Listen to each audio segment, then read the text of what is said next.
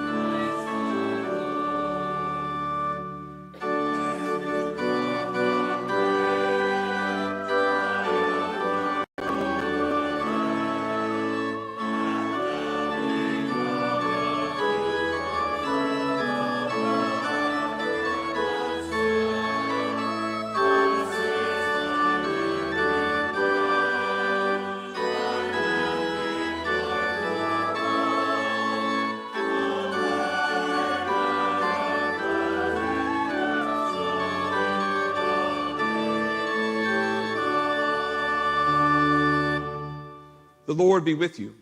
And also with you. Let us pray.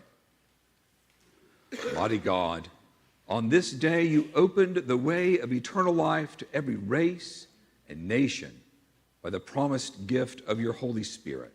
Yes. Shed abroad the gift throughout the world by the preaching of the gospel, that it may reach to the ends of the earth, through Jesus Christ our Lord, who lives and reigns with you in the unity of the Holy Spirit, one God, forever and ever. Amen. Please be seated for the lessons.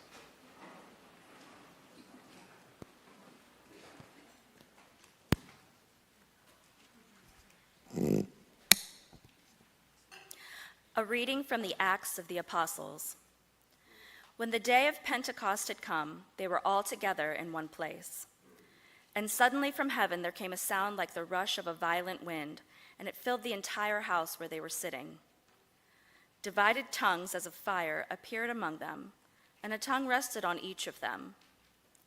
All of them were filled with the Holy Spirit and began to speak in other languages, as the Spirit gave them ability. Now there were devout Jews from every nation under heaven living in Jerusalem. And at this sound the crowd gathered and was bewildered, because each one heard them speaking in the native language of each. Amazed and astonished, they asked, "Are not all these who are speaking Galileans? And how is it that we hear each of us in our own native language? Parthians, Medes, Elamites, and residents of Mesopotamia, Judea and Cappadocia, Pontus and Asia, Phrygia and Pamphylia, Egypt and the parts of Libya belonging to Cyrene, and visitors from Rome, both Jews and proselytes, Cretans and Arabs. In our own languages we hear them speaking about God's deeds of power." All were amazed and perplexed, saying to one another, "What does this mean?" But others sneered and said, "They are filled with new wine." But Peter, standing with the 11, raised his voice and addressed them. "Men of Judea and all who live in Jerusalem, let this be known to you, and listen to what I say. Indeed, these are not drunk, as you suppose, for it is only 9 o'clock in the morning. No, this is what was spoken through the prophet Joel. In the last days it will be, God declares, that I will pour out my Spirit upon all flesh, and your sons and your daughters shall prophesy, and your young men shall see visions, and your old men shall dream dreams. Even upon my slaves, both men and women, in those days I will pour out my Spirit, and they shall prophesy. And I will show portents in the heaven above and signs